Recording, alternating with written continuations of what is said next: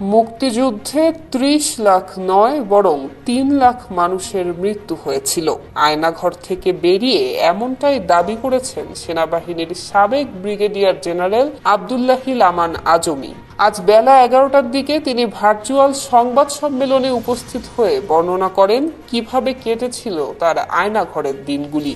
তাকে আটকের দিনই বা কেমন আচরণ করেছিল সাদা পোশাকের বিশেষ বাহিনী। বর্ণনা করেন কিভাবে কাটিয়েছেন আয়নাঘরে। একই সঙ্গে অন্তর্বর্তীকালীন সরকারের কাছে বেশ কিছু দাবিও তুলে ধরেন।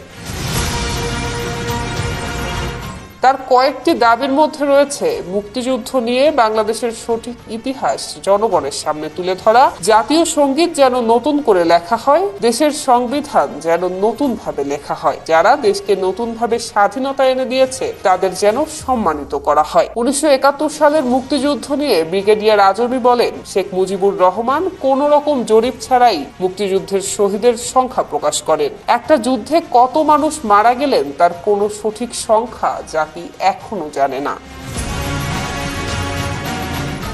শহীদের সংখ্যা নিয়ে একটি জরিপ হয়েছিল উল্লেখ করে ব্রিগেডিয়ার আজমি বলেন, একটা জরিপ হয়েছিল যেখানে 2,86,000 শহীদের সংখ্যা জানা গেলেও শেখ মুজিবুর রহমান 3 লাখ বলতে গিয়ে 30 লাখ বলে ফেলেন। সংবাদ সম্মেলনে ব্রিগেডিয়ার আজমি আরো বলেন, বাংলাদেশের জাতীয় সঙ্গীত যেন নতুন করে লেখা হয়। বর্তমানে যে জাতীয় সঙ্গীত চলছে তা করেছিল ভারত। দুই বাংলাকে একত্রিত করার জন্য করা হয়েছিল এই জাতীয় সঙ্গীত। বাংলাদেশ স্বাধীন হয়েছে নতুন ভাবে, তাই বাংলাদেশের জাতীয় সঙ্গীত নতুন ভাবেই হওয়া উচিত। বাংলাদেশের জামায়াতে ইসলামীর সাবেক আমির মরহুম গোলাম আজমের মেজ ছেলে সেনাবাহিনীর সাবেক ব্রিগেডিয়ার জেনারেল আব্দুল্লাহিল আমান আজমি গত ৬ আগস্ট মুক্তি পান আয়নাঘর থেকে।